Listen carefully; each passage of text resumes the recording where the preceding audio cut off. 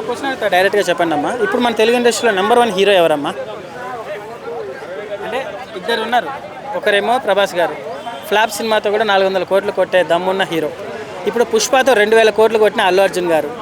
అంటే ఇప్పుడు నెంబర్ 1 ఎవరు అనుకోవచ్చు? ప్రభాస్ గారే. వీళ్ళిద్దరి మీద అయితే ప్రభాస్ గారే కొన్ని కారణాల చేత 2000 కోట్లు కొట్టినా కూడా ఎట్లా అమ్మా? అంటే ఆయనే కలెక్షన్స్లో ఉన్నారు కదా అల్లు అర్జున్ గారు. కలెక్షన్లో ఎన్నున్నా ప్రేక్షకుల్లో లేడు. ప్రేక్షకుల్లో లేడు ఎందుకనంటే అతను మరి ఎందుకు లేడో తెలియదు, కానీ ఒక బాయ్గా ప్రేక్షకుల్లో అయితే అతను లేడు. సినిమా స్టార్గా ఉన్నాడేమో కానీ ప్రేక్షకుల గుండెల్లో ఉండేది మాత్రం ఇప్పటి వరకు ఇంకొక 10 ఏళ్ళ వరకునైనా కానీ ప్రభాసే ఉంటాడు. మీకు తెలుగులో ఇష్టమైన హీరో ఎవరండి? నాకు ఎవరు లేరు ప్రస్తుతానికి. నేను చెప్పను.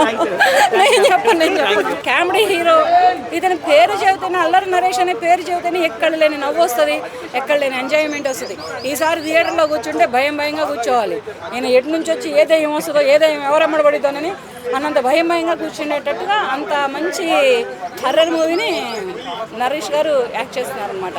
అల్లరి నరేష్ గారు హర్రర్ మూవీలో యాక్ట్ చేస్తున్నారు. సో మరి అల్లరి నరేష్ గారికి ఈ జోనర్ సెట్ అవుతుంది అంటారా? ఎప్పుడు నవ్విస్తారు కదా అందరినీ, మరి ఇంత సీరియస్ సెట్ అవుతుంది అంటారా?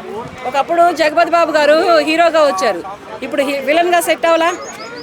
ఒకప్పుడు సైడ్ క్యారెక్టర్గా రవితేజ గారు వచ్చారు, ఇప్పుడు హీరోగా సెట్ అవ్వలా.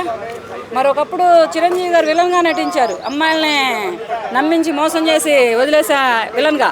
ఇప్పుడు తర్వాత ఆయన హీరో ఎవరో ఇప్పుడు మన పాన్ ఇండియాలోనే ఒక సూపర్ మెగాస్టార్ చిరంజీవి గారు అవ్వాలా.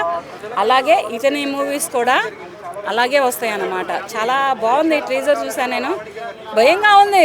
తర్వాత ఇటు చూస్తే కామెడీ అయిద్దేమో చెప్పలేం కదా, లేదంటే అదే భయాన్ని అదే హర్రర్ని కంటిన్యూ చేస్తారేమో తెలియదు కదా. కానీ ట్రీజర్ అయితే చాలా బాగుంది. నేను కూడా వెయిటింగ్, తన మూవీ కోసం థియేటర్లో నేను కూడా వెయిటింగ్.